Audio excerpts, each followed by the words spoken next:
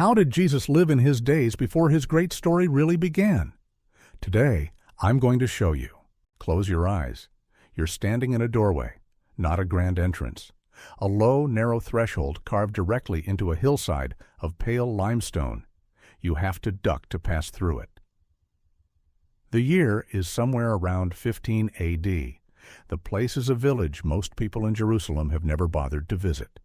But inside this house, something is happening that has been happening every single day for years. A life is being lived.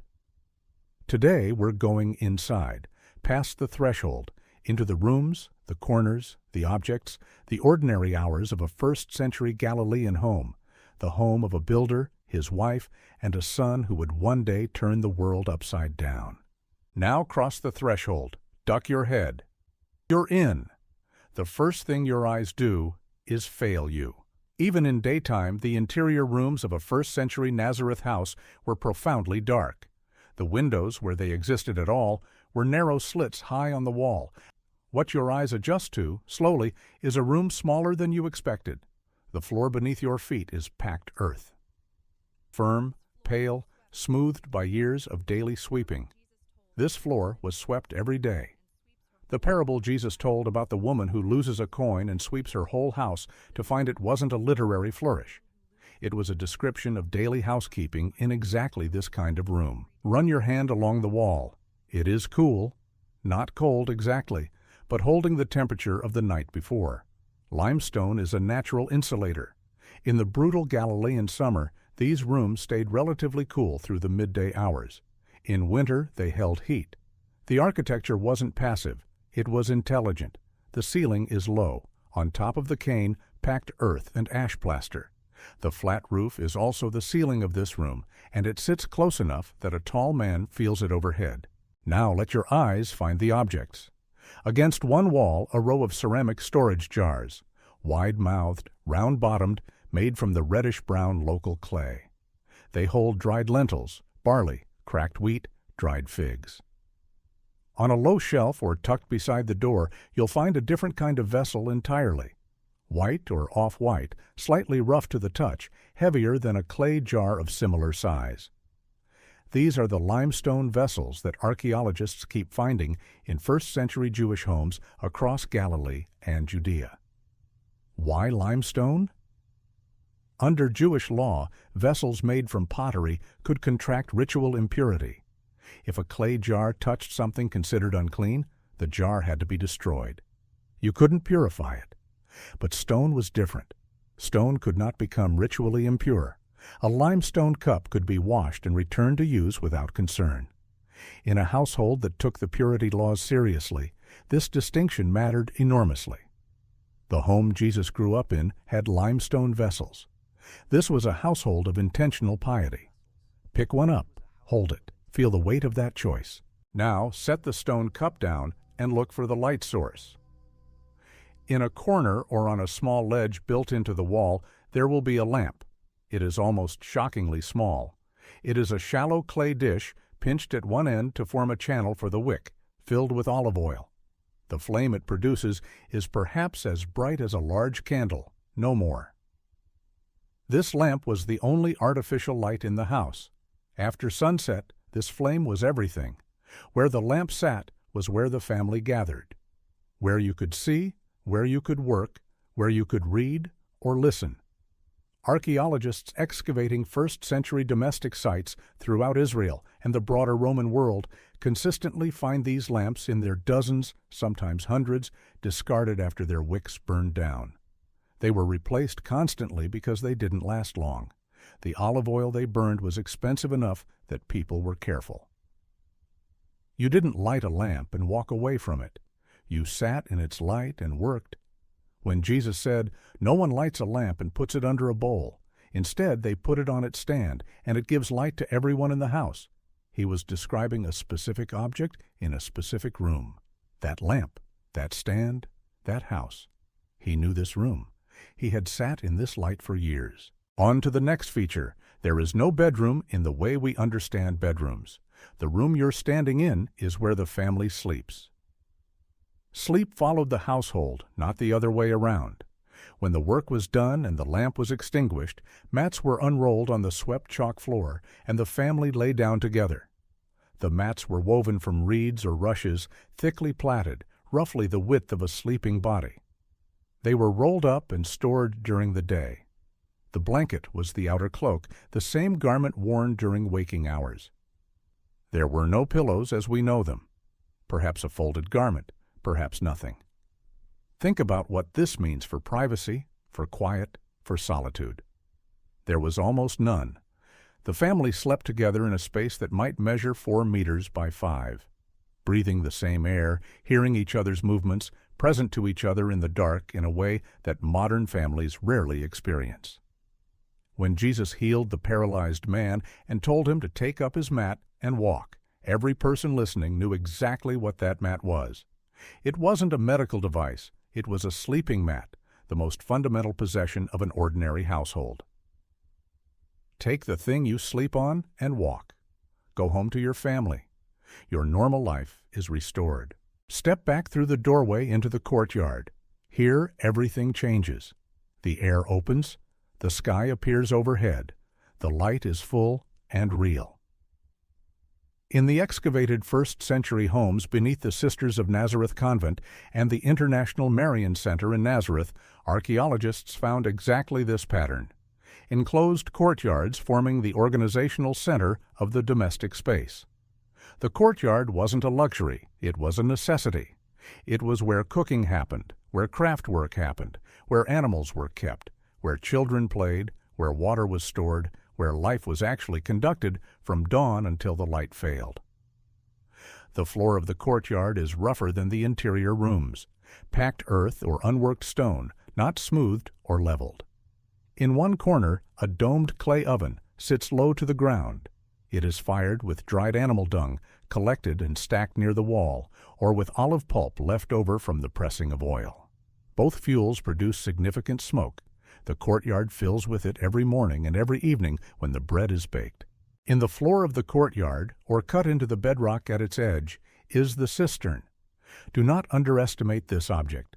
The cistern is the most important piece of infrastructure in the house, more important than the oven, more important than the storage jars or the lamp or the sleeping mats. Without the cistern, the family does not survive. It is a bell-shaped chamber cut by hand into the limestone bedrock. Before the water entered the main chamber, it passed through a smaller sedimentation basin where debris and silt could settle, so that what flowed into the cistern was as clean as they could make it. All of this water came from the sky. The family's survival through the long dry months of summer depended entirely on how much rain had fallen in winter and how well the system had captured it. When Jesus stood at Jacob's well in Samaria and said, "Everyone who drinks this water will be thirsty again, but whoever drinks the water I give them will never thirst," he was speaking to people who knew thirst in a way that most of us do not. He was one of them. He had drawn water from a cistern all his life. He understood in his body what it meant when the cistern ran low. Before any meal, before any prayer, before handling food or sacred objects, there was washing. This was a daily ritual. Multiple times daily, perhaps. It wasn't compulsive. It was structural. Before you ate, you paused. You washed. You re-entered the meal with deliberate attention. The food you were about to receive was not casual. It was the provision of God, and you approached it with clean hands and focused intention. When Jesus' disciples were criticized for eating with unwashed hands, they were pointing at this practice. When Jesus responded, he wasn't dismissing the value of cleanliness or ritual. He was drawing a distinction between external form and internal reality. He knew the ritual intimately. He had practiced it every day of his life in this house, at this cistern, with these stone vessels. He wasn't arguing against washing. He was arguing about what washing was for. There is something you may not have expected to find in this house. Animals. First-century Galilean domestic architecture routinely incorporated animals into the household living space, particularly in cooler months. A goat or two might be tethered in the lower section of the courtyard. Chickens moved freely through the space. A donkey, if the family owned one, might be stabled in a side room or a carved-out section of the hillside adjacent to the main living areas. This wasn't poverty, it was practical. The animals provided warmth to the space in cold months, particularly in the interior rooms. They were not pets in the modern sense. They were integrated members of the household economy. When Luke tells the story of the birth of Jesus in a manger because there was no room in the guest room, modern readers often picture a separate building, a barn removed from human habitation. But in first-century Palestinian domestic architecture, the animals were not separate from the household. The manger was often inside the house, in the lower section of a two-level domestic space. The birth happened in ordinary domestic space, close and warm and smelling of the animals that shared it. As the day ends, follow the family up. There is a staircase, likely an external staircase of rough stone steps cut into the side of the house or built up against the outside wall. It leads to the roof, and the roof is not a forgotten architectural element. It is a room. In summer, families often slept up here. The interior rooms held the day's heat long into the night. The roof caught whatever breeze moved across the hillside. Sleeping under the open sky was the sensible choice for survival through the hottest months. The roof was also where food was dried. Figs split and laid flat on the stone. Grapes spread to become raisins. The flat surface was a food preservation platform through the harvest months. And the roof was where people went to pray, because the roof was the one place in the domestic world where a person could be alone. The interior rooms were shared. The courtyard was communal. The roof, especially after dark, offered sky and silence and the particular quality of privacy that can only exist when you are above everything and no walls surround you. Acts 10 describes Peter going up on a roof to pray at midday. This wasn't unusual enough to require explanation in the text. It was simply what people did. You went up, you prayed. The roof was the place you went to be alone with God. Stand on the roof for a moment and look up. What Jesus saw when he looked at the night sky from this rooftop in Nazareth was something that very few people alive today have ever seen. There was no electric light in the Jezreel Valley, no glow on the horizon from a city nearby. The only artificial lights visible were the oil lamps flickering in courtyards below and the occasional torch on a distant road. The stars were everything.